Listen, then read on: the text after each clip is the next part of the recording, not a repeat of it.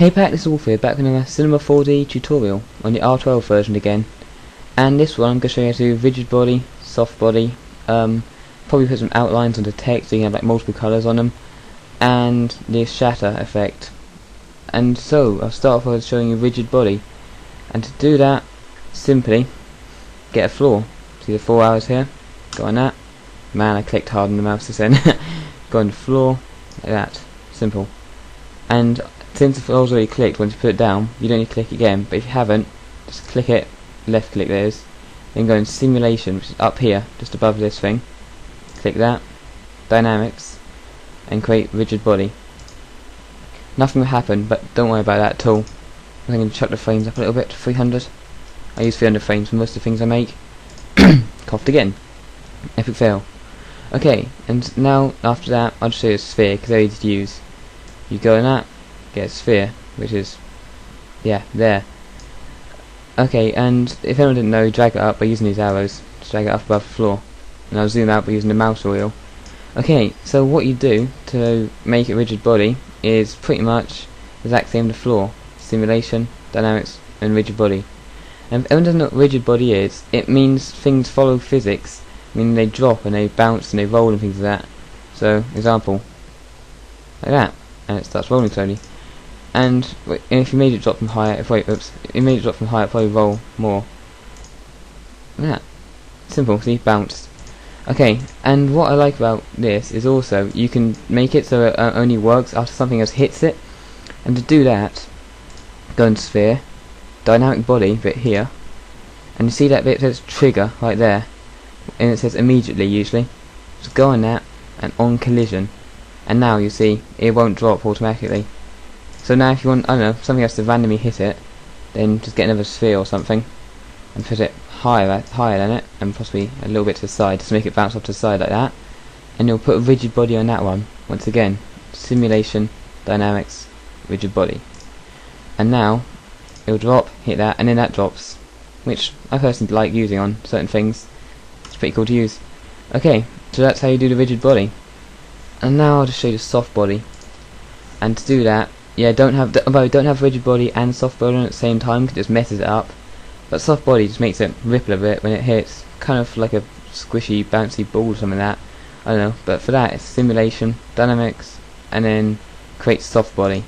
And this is what it looks like that. It's just pretty cool because it bounces.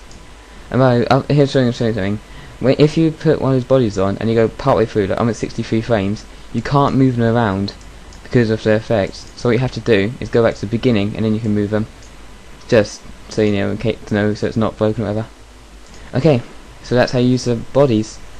The next one I'm going to show you is how to do. Let's put the text one. So I'll put the materials of outline stuff. So what you do is mo graphs, mo text.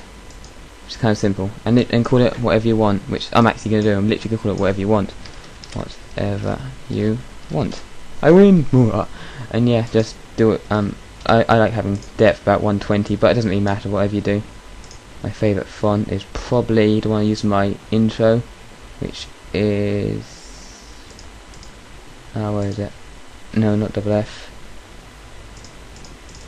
Stuff. Oh, I haven't got it, so never mind. Okay, so after that, I have no idea what it downloaded was, from my brother downloading something.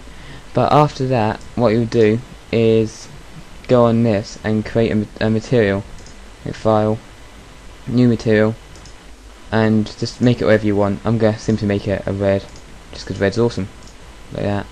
Reflection on there, simple. And because you're having an outline, obviously have two materials. So make another one, new material, and I'll make this one a blue, because dark blue is once again awesome. That'll do, yeah. And I'll try reflection on that as well, because reflections are cool as well. Okay, so to do this, what you do is you drag both the I find dragging both the materials on at the same time works. One second, okay, and what I want to do, because this is matte one, this is blue one, is go down to tag and select. I think it's a selection. I can't read it from here. I'm using a TV to do this.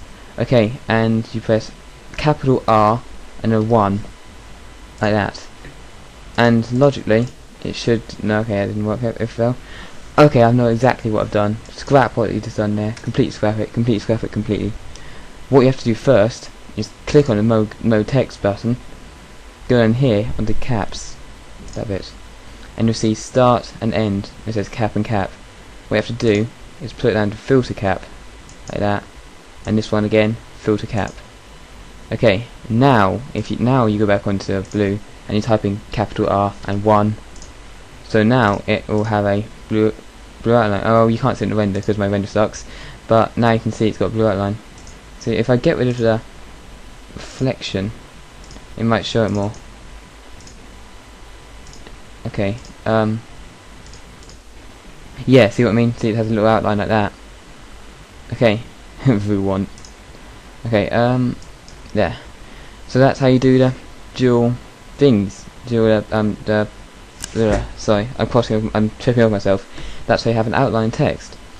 So now, the next effect I'm going to show you is the shatter effect, which I was requested to do by someone. I've forgotten the name, sorry. Just put in the comments, say, yeah, I requested this, something like that, just so you know. And what you have to do is go to here, find shatter, like that. Simple. And all you do is grab it and drag it onto mode text, a bit like the explosion effect I showed. And now you have to auto keyframe on like that. And then here's a bit I only found out pretty recently. But if you want to keyframe it at 0 straight away, see it's at 0% and it's down at 0 here. You hold down Control, I'm using left Control, and you left click that box, and it keyframes it. Okay, I'm gonna keyframe it here as well, just to be 100% positive. And then I'll move it up to, let's say, 200 frames. And shatter is still at 0. Then I'll just bump it all the way up to 100, like that. And keyframe it again. Yeah. So now it will slowly shatter. Which I used that effect on my intro, as you probably saw. Okay, so that's how you do shatter effect. And there's another effect, actually I'll show it quickly, but it's melt effect. It's melt. It's exactly the same as the shatter, but it's right here, melt. And you use it exactly the same as the shatter. Drag it on, but again, look, it looks really glitchy like that. So what you do is get to frame 0, so we've got a couple of times, and bring it back up, like that. And since this one really goes a bit annoying, say at 120, just put it up to 11%, something like that, keyframe again, and that's just pretty much what the melt effect does. It looks better on objects, but that's just pretty much what it is. Okay, so that was just a few effects I like using on intros and animations and stuff, and I'm randomly rotating. But yeah, next time I'll make another tutorial. If you want me to make you one, just put it in the comments and I'll get onto it. So I hope you enjoyed, and I'll see you later. Wolf out.